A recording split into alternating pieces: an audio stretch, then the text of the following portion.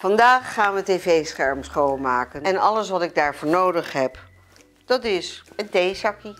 Mijn tip is echt heel eenvoudig, maar hij doet het geweldig goed. Jaren geleden was ik een keer uitgenodigd door de Consumentenbond, want die hadden daar allerlei tv's staan en allemaal van die schoonmaakmiddeltjes. Allemaal hier en daar een kliedertje vuil erop en vingertjes en zo.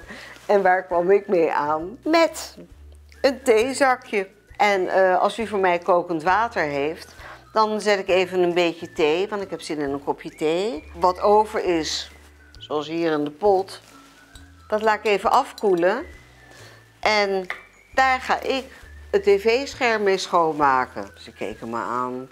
Ze dachten van, nou ja, oké. Dus ik had alles naast me staan. De theepot met mijn koude thee. Een heel mooi zacht lapje. Mijn watjes. Dus ik maak mijn watje nat.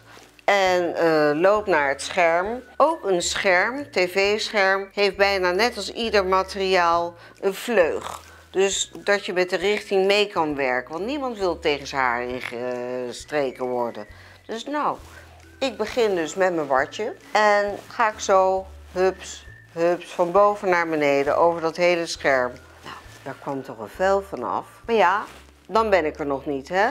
Want wat je nat afneemt, moet je altijd schoon navrijven. Dus je neemt of een microvezeldoek of een oude sok. Daar ben ik absoluut ook een hele voorstander van, want die zijn lekker zacht.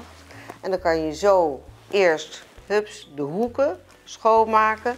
En daarna ga je dus weer in diezelfde richting over dat scherm. En dan zie je, wauw, hij begint helemaal te glimmen en is gewoon weer klaar voor gebruik. Prachtig. Ik was natuurlijk hartstikke blij met mijn eigen tip, maar ik wist natuurlijk dat dit zo zou werken. Maar ja, die fabrikanten om mij heen konden dat natuurlijk niet zeggen, want die maken duurdere sapjes en die moeten natuurlijk ook wat verdienen. Dat begrijp ik. Maar ik was trots met oma's tip. Dus hupsakee, een glimmend scherm en ik hoop dat het jullie ook helpt. Dit was mijn, vind ik zelf, super nuttige tip van deze week. Als jullie hem ook goed vinden, geef me dan even een likeie.